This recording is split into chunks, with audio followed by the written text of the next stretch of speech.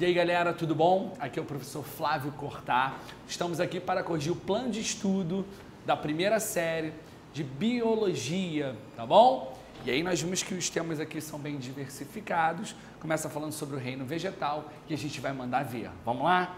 Não vale nenhuma nota menor do que 10. Vamos arrebentar nesse trimestre, tá? Vamos começar então. Primeira questão. As angiospermas são plantas que possuem sementes protegidas por frutos.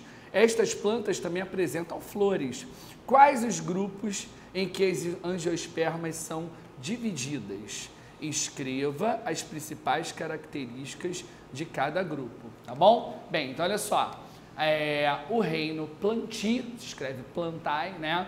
Ele é dividido em 4 grupos. O grupo das briófitas, que são as plantas avasculares, plantas mais simples, de pequeno porte, né?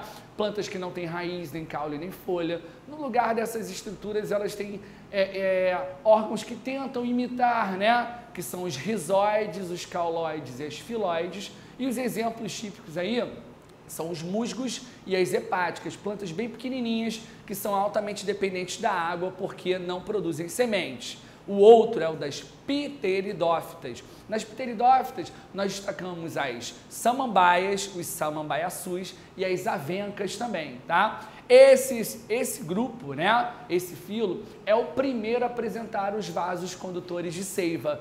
Por isso, elas já podem ter um porte maior, né? Você vê que uma samambaia é muito maior do que um musgo, tá? Uma samambaia pode ter 2, 3, 4 metros de comprimento, porque a seiva, nós temos sangue, plantas têm seiva. A seiva consegue circular com facilidade de uma extremidade até a outra da planta. Além disso, é o primeiro grupo a ter raiz, a ter caule e a ter folha também, tá? Algo muito marcante aí. Nada disso havia onde? Nas pteridófitas, nas briófitas. Só que as pteridófitas continuam sendo dependentes da água, ok? Assim como as briófitas para a sua reprodução. Porque os gametas masculinos, eles precisam da água para poder nadar até o gameta feminino. Então, para nadar, obviamente, só com a presença de água, não havendo água, elas não conseguem se reproduzir, não conseguem completar o ciclo de vida delas. Beleza? O terceiro grupo é o das gimnospermas, com M mudo, ok? Gimnospermas. É o primeiro, olha, tem raiz, tem caule, tem folha, igual, né, as pteridófitas. São vasculares, tem os vasos condutores de seiva, mas tem 2 novidades aí. Primeiro e mais importante, a presença da semente que envolve o embrião. Isso é algo muito legal, porque a semente ela pode germinar quando a situação estiver propícia para isso, né? E o outro é a presença de flores, que são flores simples, não são muito bonitas, não são muito atrativas, mas já existem flores presentes aí nas gimnospermas. Os exemplos: sequoias, cedros, ciprestes, eucaliptos, ipês, são árvores de grande porte, inclusive que o homem utiliza muito na construção civil, né? Na construção de casas, por exemplo, de embarcações, né? E de várias outras estruturas aí, porque a sua madeira é extremamente valorizada, tá? E o último, mais desenvolvido de todos, é o filo das angiospermas. Nas angiospermas, nós temos todas as estruturas que foram citadas anteriormente, né? Nós temos raiz, nós temos caule, nós temos folha, nós temos a semente, nós temos flores bem complexas que vão atrair os agentes polinizadores, né? Para distribuir os grãos de pólen. E uma coisa que não há em nenhum dos outros 3 grupos que foram citados até então, a presença do fruto envolvendo a semente. Angiospermas. O prefixo angio quer dizer vaso, é aquilo que envolve a semente, e esse vaso, que é o fruto, só está presente nas angiospermas, tá bom? Lembrando aqui que ele bota aqui, ó, quais os 2 grupos em que as angiospermas são divididas? Bem, as angiospermas, elas são divididas em 2 grupos, ok? O das monocotiledôneas e o grupo das eucotiledôneas ou dicotiledôneas. Vamos lá, vamos botar as características marcantes aqui. Primeiro, por que o primeiro se chama monocotiledôneas? Porque só apresenta um cotilédone. aqui, ó, essa região que eu estou pintando nesse momento, a região onde está o embrião, se chama cotilédone. Um exemplo seria o milho, por exemplo, né? Um grão de milho seria um exemplo de uma monocotiledônia, ele só apresenta um cotilédone. Se eu pegar um feijão e dividir o feijão ao meio, eu vejo direitinho um cotilédone aqui, em uma das bandas do feijão, e outro aqui. Então, o feijão, por exemplo, não é uma monocotiledônia, porque ele tem 2 cotilédones, então ele faz parte do grupo das dicotiledôneas, tá? Separei aqui também características em relação à folha. Por exemplo, se a gente pegar uma folha de uma monocotiledônia, as nervuras que tem lá dentro, elas são paralelas umas às outras. O tipo de nervura dessa folha nós consideramos como paralelinérvia, porque são nervuras paralelas, ok? Já de uma dicotiledônia, é esse padrão aqui que com certeza você deve conhecer, tá? Ao invés de paralelinérvia, nós dizemos que essas folhas são reticuladas, porque existe um feixe no meio aqui, ok? Que é o mais grosso, mais intenso, e outros secundários ao redor aqui, mas eles não são paralelos, estão reticulados aí. Então essa é uma diferença básica entre as folhas aí. Outro que eu destaquei foi em relação às raízes. Se eu pegar, por exemplo, uma raiz de uma monocotiledônia, a raiz da monocotiledônia, você não vê uma raiz principal. Você vê uma raiz desse jeito aqui, ó. Nós chamamos de raiz cabeleira ou fasciculada, com SC, fasciculada, ok? Se eu pegar uma raiz de uma dicotiledônia, eu tenho uma raiz principal e outras que se distribuem ao longo dela, mas bem mais fininhas, bem menores, ok? Nesse caso aqui, a raiz é classificada como pivotante, tá? E mais uma coisa aqui que a gente vai poder marcar, que é o seguinte, a quantidade de pétalas que existem, né? Se eu pegar, por exemplo, uma monocotiledônia, nós temos aqui, ó, 3 pétalas ou múltiplo de 3, 3, 6, 9, daí por diante. Se eu pegar uma dicotiledônia, eu tenho 1, 2, 3, 4, ou múltiplos de 4, ou 5, 1, 2, 3, 4, 5.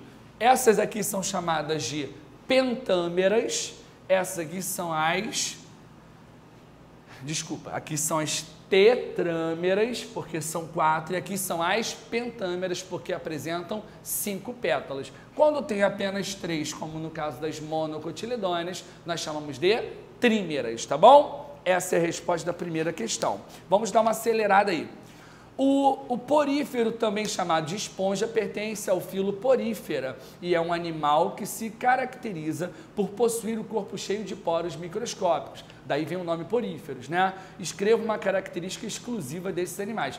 A questão não terminou. Primeira característica exclusiva desses animais, eles não apresentam tecidos verdadeiros, não tem qualquer tipo de órgão, então não tem qualquer tipo de sistema digestório, respiratório, nada disso eles possuem, tá? Explique de forma sucinta sobre a reprodução e como esses seres conseguem obter oxigênio e alimento, né? Então vamos pela ordem, tá? Em relação à reprodução, eles podem se reproduzir assexuadamente por brotamento, as células laterais vão sofrendo mitose, mitose, mitose, forma-se um broto que se destaca, cai no solo, ok? E ao cair no solo, gera um novo porífero idêntico ao pai, ou ao porífero mãe, como você preferir chamar, tá bom? Esse processo é um processo de reprodução assexuada. Quando ele quer se reproduzir sexuadamente, ele produz células, ele transforma células chamadas de coanócitos em células flageladas que saem nadando, entram pelos poros de uma outra esponja e encontram os amebócitos. Lá eles se unem, ok? Formam uma estrutura flagelada que sai pela parte superior, chamada de ósculo. cai no solo e gera uma nova esponja. Nesse caso, ok? A reprodução é sexuada porque houve a união de uma célula sexual de uma esponja com a outra. Então, o indivíduo que foi gerado vai ser um indivíduo diferente dos outros dois que geraram as células sexuais, tá? Isso é uma grande vantagem porque aumenta a variabilidade genética daquele indivíduo, as chances dele sobreviver se tornam bem maiores. Beleza? E ele pergunta como eles se alimentam e obtêm oxigênio. Os poros, pelos poros entra água e junto com a água entram partículas orgânicas e inorgânicas que são filtradas. Não só elas são filtradas, como o próprio oxigênio presente na água também acaba sendo filtrado, tá bom? Esses são os questionamentos que foram feitos na número 2. Questão número 3. Analise as proposições. Primeiro, primeiros animais da escala evolutiva e apresentam uma cavidade digestiva. Depois, formação de 2 tipos morfológicos de indivíduos. 3, esqueleto formado por espículas ou espongina. 4, presença de célula urticante para defesa e captura de presa. 5, presença de células flageladas que realizam movimento de água no corpo do animal. Ele quer saber quais dessas características pertencem aos poríferos e quais pertencem aos quinidários. Olha a primeira. Primeiros animais da escala evolutiva que apresentam uma cavidade digestiva. Eu disse que os poríferos não têm órgãos verdadeiros. Então, o primeiro a ter cavidade digestiva, só tem boca, não tem ânus, mas já tem boca, são os quinidários, ok? As águas-vivas, as caravelas, as hidras, as anêmonas do mar, tá bom? Depois, 2, formação de 2 tipos morfológicos de indivíduos.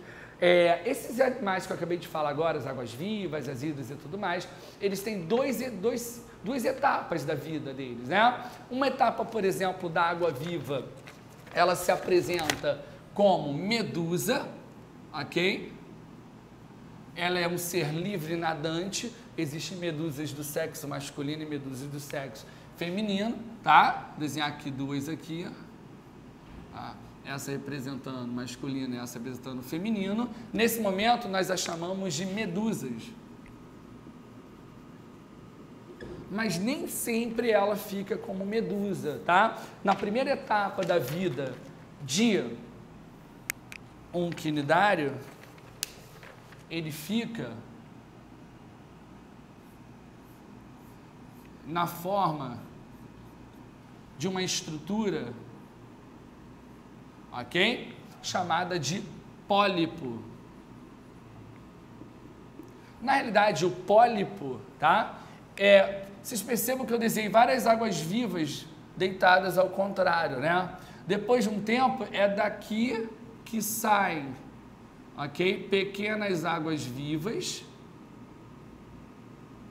que vão sair por aí nadando, vão se alimentar, né? Vão chegar à fase adulta e poder se reproduzir sexuadamente, como está sendo mostrado aqui. Por exemplo, né? Se essa água viva aqui, ó, produzir gametas masculinos, essa aqui vai produzir os gametas femininos, ok? Essa reprodução aqui é sexuada e essa reprodução aqui é assexuada. Tá bom? Essas estruturas são chamadas de éferas. São pequenas águas-vivas jovens que vão sair nadando por aí até elas poderem se reproduzir sexuadamente de novo. Só quem apresenta esse ciclo, comparando os dois, são os quinidários. Então, o número 2 é referente aos quinidários, tá bom? Terceiro aí, esqueleto formado por espículas ou espongina. Esse tipo de esqueleto é característico dos poríferos. É isso que torna o corpo deles um pouco mais resistente para que não se desfaça na água. Número 4, presença de célula urticante para defesa e captura de presa. As células urticantes, né, que são chamadas de nematocistos, tá, são células características dos quinidários. Quando essas células são tocadas, liberam substâncias tóxicas que paralisam a sua presa ou ajudam para que elas possam fugir também de predadores, né? Porque queimam, ok? Essas substâncias acabam agindo sobre a musculatura da presa ou do predador ou matando, dependendo do animal, ou acabando assustando esse animal para que as águas-vivas, as hidras e tudo mais possam fugir. Não é qualquer animal, por exemplo, que encosta nos tentáculos de uma anêmona do mar, por exemplo. O peixe palhaço ele é resistente a essa toxina, mas a maior parte dos outros peixes não. Então, o número 4 é referente aos quinidários. Número 5, presença de células flageladas que realizam movimentos de água no interior do corpo do animal, ok? Quem tem dentro de si células chamadas de coanócitos, tá bom? São os poríferos. Essas células são flageladas e é o movimento de flagelo delas lá dentro que faz a água circular dentro do corpo dos poríferos. Então, o número 5 ficou poríferos. Então, obedeça essa ordem na questão número 3. Questão 4. Os quinidários ou coelenterados são animais de estrutura corporal relativamente simples e de hábito predador. O quinidócito é a principal estrutura que reúne os organismos nesse filo. Como esses animais podem trazer problemas para banhistas nas praias e quais são os representantes desse filo, explica a alternância de gerações que ocorre na reprodução. Nós já respondemos tudo isso já, tá? Primeiro, como é que eles podem trazer problemas? Se os tentáculos encostarem na pele dos banhistas, liberando a toxina que já foi comentada agora há pouco. Depois ele pergunta quais são os representantes, águas-vivas, hidras, anêmonas do mar e caravelas são os principais, tá? E depois, o que é alternância de geração? É isso aqui, ó. É o ciclo reprodutivo dos quinidários, onde ora eles se reproduzem assexuadamente e ora se reproduzem sexuadamente. Foi? Mais uma. Algumas características observadas nos animais têm importância taxonômica, possibilitando uma melhor compreensão e sendo alocadas em determinados grupos. Letra A. Explique o significado de deuterostomados e protostomados, tá bom? É assim, ó, olha como é que é facinho no dia da prova, beleza? Ó, tem os deuterostomados e ele falou que tem os protostomados.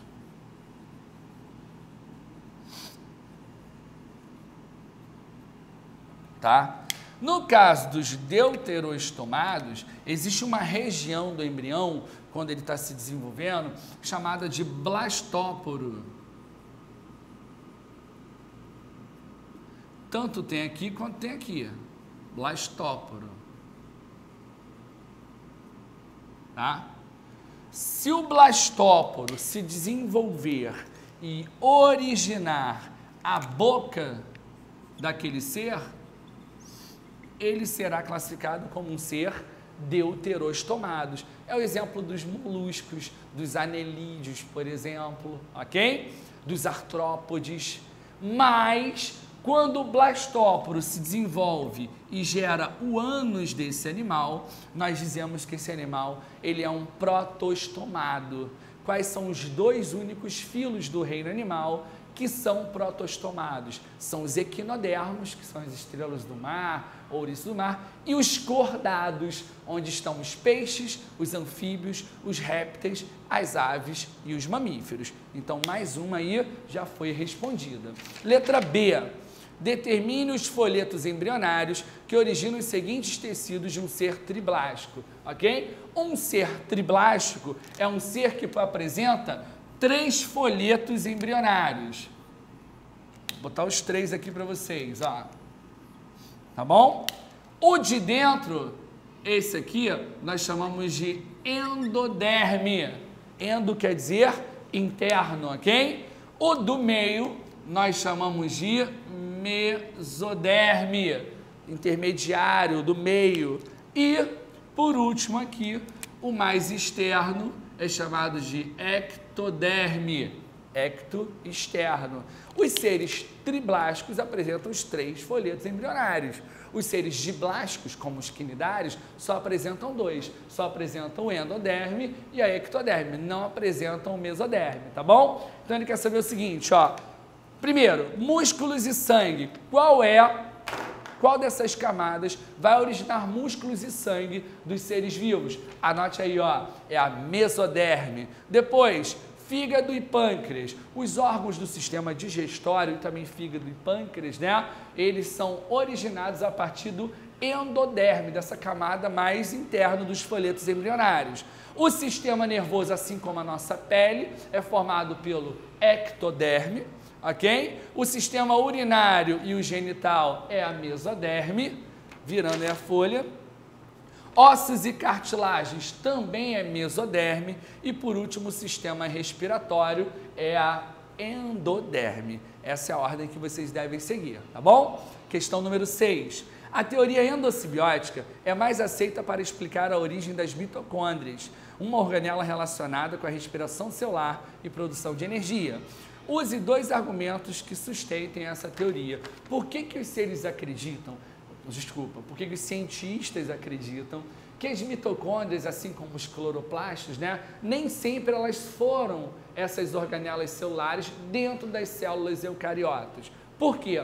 Primeiro, elas apresentam DNA próprio. Se tu pegar uma mitocôndria, ela tem um DNA próprio e por ter o DNA próprio, ela controla o metabolismo dela. Ela não precisa obedecer ordens que vêm do núcleo, por exemplo. Ela consegue controlar a sua reprodução e o seu funcionamento, tá bom? Isso, para pensar, por que existe DNA dentro de um cloroplasto e uma mitocôndria?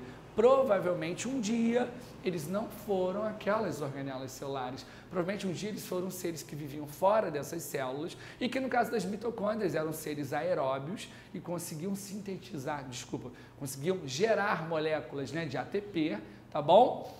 Utilizando o oxigênio presente no ar. E os cloroplastos eram seres fotossintéticos. Eles conseguiam sintetizar glicose por meio da luz. Beleza? Essa foi a questão número 6. Questão número 7. A membrana plasmática é um revestimento relativamente fino que envolve a célula. De acordo com o modelo do mosaico fluido, essa estrutura é constituída por quais substâncias? Basicamente, ela é denominada como dupla camada de fosfolipídios. Basicamente, existe na membrana, ok? Lipídios, tá bom? E proteínas que controlam a entrada e saída das substâncias através da membrana aí também, tá bom? Então, basicamente, são lipídios e proteínas. Explique o que é a função de permeabilidade seletiva exercida por ela. Permeabilidade seletiva é o fato dela controlar o que entra e o que sai da célula, ok? Ela consegue determinar, por exemplo, se uma quantidade excessiva de água está entrando, ela entende que um pouco dessa água tem que ser bombeada para fora, por exemplo, Então, ao fazer isso, ela está controlando a quantidade de água no meio intra e no meio extracelular. Ela faz isso com todas as outras substâncias, vai controlando o que entra e o que sai da célula. Questão número 8. Escreva os tipos de especializações de membranas e suas respectivas funções. Na maioria das células vegetais, encontram-se pontes citoplasmáticas que estabelecem continuidade entre células adjacentes. Estas pontes são denominadas... Vamos responder logo esse finalzinho? Ok? As células vegetais, elas são grudadas, ok? Umas nas outras, e existem estruturas que fazem canais e prendem umas nas outras, como, por exemplo, acontece nas portas, por exemplo, quando as dobradiças prendem as portas na parede, tá bom? O que seriam essas dobradiças aí que unem as células umas às outras são os desmossomos, tá? Fazendo com que elas fiquem bem grudadinhas mesmo. Uma outra especialização da membrana que a gente pode destacar são as microvilosidades, tá bom? Que são o quê? Por exemplo, o nosso intestino delgado, O intestino delgado dentro, ele não é liso, ele é cheio de ondulações. Em cada ondulação dessa existem milhares de microvilosidades. As ondulações são chamadas de vilosidades. Por que existem essas ondulações? Para que a área de absorção do intestino seja maior. O intestino delgado já é grande, ele tem em média 7 metros de comprimento, tá? Mas além de ter 7 metros, o fato dessas vilosidades estarem lá dentro aumenta ainda mais a área interna dele, tá bom? E essas vilosidades, por sua vez, são formadas por microvilosidades, que são especializações da membrana plasmática. Foi? Falamos aí pelo menos 2. Mais uma, questão número 9. O que se entende por panspermia cósmica e quais as alegações de quem defende essa teoria? Panspermia cósmica é uma teoria na qual os cientistas acreditam que meteoritos tenham entrado em contato com a Terra e tenham trazido algumas formas muito primitivas de vida, formas microscópicas que conseguiram sobreviver, né, às chamas desses meteoritos, porque quando eles entram em contato com a atmosfera terrestre, eles ficam, né, em chama, conseguiram sobreviver, atingiram a Terra, né, e aqui eles, apesar da Terra, naquele período, ser um planeta muito quente, com muitas erupções vulcânicas, né, com gases que não ajudavam nem um pouco a existência da vida, como o gás metano, por exemplo, né, não tinha gás oxigênio naquele período, mesmo assim esses micro-organismos conseguiram de alguma forma sobreviver, se adaptaram e a partir do desenvolvimento desses seres, outros seres mais complexos foram surgindo ao longo do tempo, ok? É uma pequena parte dos cientistas que defende essa teoria, porque a maioria já descartou algo que não pode nem ser chamado de teoria, é apenas uma hipótese, porque não foi comprovado ainda, tá bom? Número 10. Quando se fala em salgamento de carnes, sabe-se que os micro-organismos que tentarem se instalar vão morrer por desidratação. Conclui-se assim que, em relação ao citoplasma dos micro-organismos, essas carnes constituem que tipo de meio? Por que a carne salgada fica preservada durante um período maior? Por que ela demora a estragar? Porque ao fazer o salgamento, as células musculares daquela carne perdem água para o meio por meio de osmose.